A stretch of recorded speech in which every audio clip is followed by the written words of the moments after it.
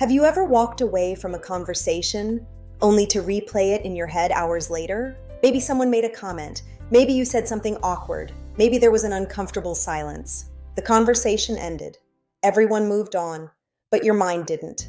Instead, you replay it again and again and again. You analyze every word, every expression, every possibility, and sometimes you spend more time thinking about the conversation than actually having it.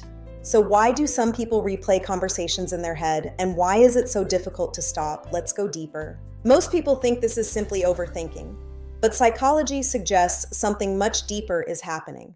Because when your mind keeps returning to a conversation, it usually isn't searching for the past, it's searching for certainty.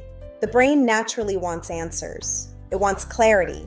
It wants understanding. And when something feels unresolved, the mind refuses to let it go. Imagine this. You have a conversation with someone. Everything seems normal, but later you remember something they said. And suddenly you start wondering, what did they mean by that? Were they annoyed? Did I say something wrong? And before you realize it, your brain starts investigating, like a detective trying to solve a mystery. The problem is, many conversations don't actually contain a mystery, but your mind acts as if they do. Now here's something important. People who replay conversations are often highly self-aware. They notice details other people miss. A change in tone, a facial expression, a slight hesitation, a strange reaction. And because they notice more, they also have more information to analyze, which means more opportunities to overthink. Now let's go deeper. For many people, replaying conversations is connected to fear. Not fear of the conversation itself, fear of judgment, fear of rejection, fear of being misunderstood. Because if you're worried about how people see you, every interaction suddenly feels important. After a conversation ends, your mind starts asking questions. Did I sound confident? Did I talk too much? Did they think I was weird? Did I make a bad impression? And without realizing it, you become both the speaker and the judge. You replay the conversation while criticizing yourself at the same time. Now, here's the deeper truth. Most people who overanalyze conversations are much harder on themselves than anyone else is. The mistake you remember for 3 days, the other person may not even remember for 3 minutes. The awkward comment that keeps you awake at night may have been forgotten before they reached home. But your brain doesn't know that. Because your brain is trying to protect you. Because your brain is trying to protect you. And that's where things get interesting. Psychologically speaking, the brain hates uncertainty. In fact, studies consistently show that uncertainty creates stress. Your brain would rather have a bad answer than no answer at all. Because certainty feels safe. That's why after a confusing interaction, your mind keeps returning to it, trying to find an answer. Trying to create certainty, trying to feel safe again. But here's the problem. Life doesn't always provide certainty. Some conversations remain unclear. Some people remain confusing. Some questions never get answered. And that's where overthinking begins. Now let's take it one level deeper.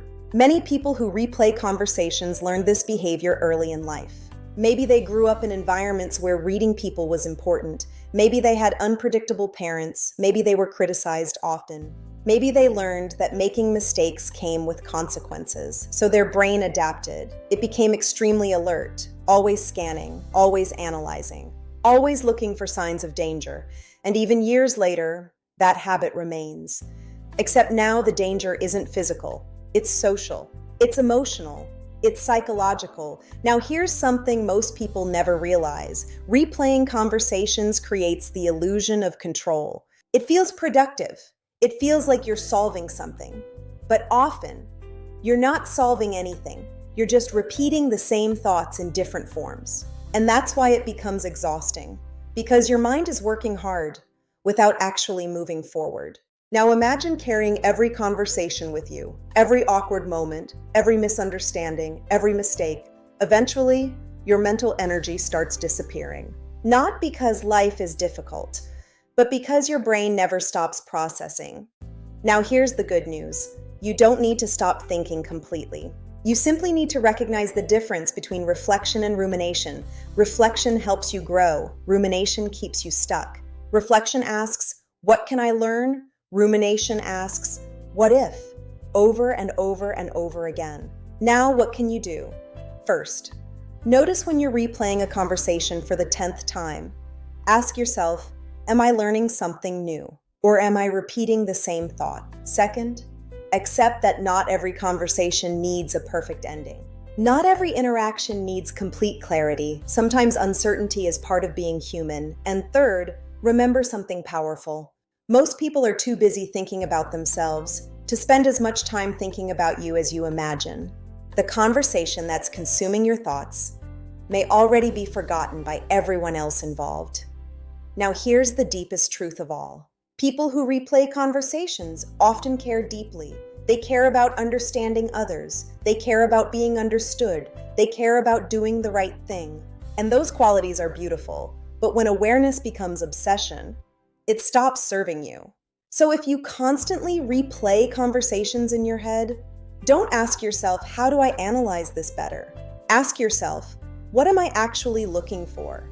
Because sometimes the conversation isn't what your mind is holding on to. Sometimes it's the fear beneath it. And once you understand that fear, you no longer need to replay the conversation. You can finally let it go.